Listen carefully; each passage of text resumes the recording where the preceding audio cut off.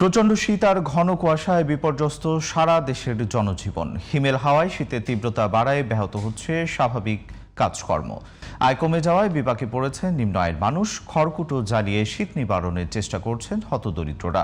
সোমবার দেশে সর্বনিম্ন তাপমাত্রা রেকর্ড করা হয়েছে পাবনার ঈশ্বরদীতে ৮.৪ ডিগ্রি সেলসিয়াস। প্রতিনিধিদের পাঠানো রিপোর্ট জানাচ্ছেন কিরণ মোস্তফা।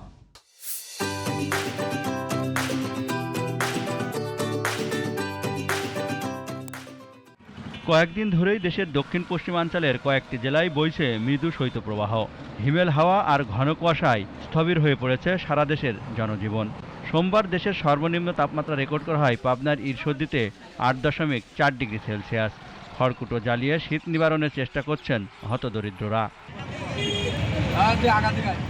চুয়াডাঙ্গায় মৃদু শৈত্যপ্রবাহ অব্যাহত থাকায় ব্যাহত হচ্ছে স্বাভাবিক জীবনযাপন। জেলায় সর্বনিম্ন তাপমাত্রা রেকর্ড করা হয় ৯.২ ডিগ্রি সেলসিয়াস। যশোরে তাপমাত্রা কিছুটা বাড়লেও কমেনি শীতের তীব্রতা। দিনের বেলাতেও সূর্যের দেখা না মেলায় ব্যাহত হচ্ছে স্বাভাবিক কাজকর্ম। এদিন খুব কুয়াশা পড়ছে এবং শীত পড়ছে। আজকে একটু কুয়াশা কম এবং সূর্য দেখা যাচ্ছে, আমাদের খুবই ভালো লাগছে। কিশোরগঞ্জের ভৈরবে গুড়ি গুড়ি বৃষ্টির মতো পড়ছে কুয়াশা। সবচেয়ে বেশি বিপাকে নদীপাড়ের বাসিন্দারা। ঘন কুয়াশা আর ঠান্ডায় কষ্ট বেড়েছে লক্ষ্মীপুরের শ্রমজীবী মানুষের।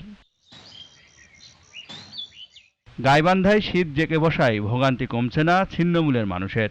জেলায় তাপমাত্রা রেকর্ড করা হয় ১১ ডিগ্রি সেলসিয়াস। তীব্র শীতে পঞ্চগড়ে সবচেয়ে বেশি বিপাকে পড়েছেন খেটে খাওয়া শ্রমজীবীরা। কর্মস্থলে যেতে পারছেন না অনেকেই।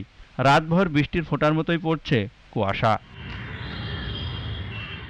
তীব্র শীতে স্থবির নওগাঁ, সাভার ও হিলিসহ সারা দেশের জনজীবন।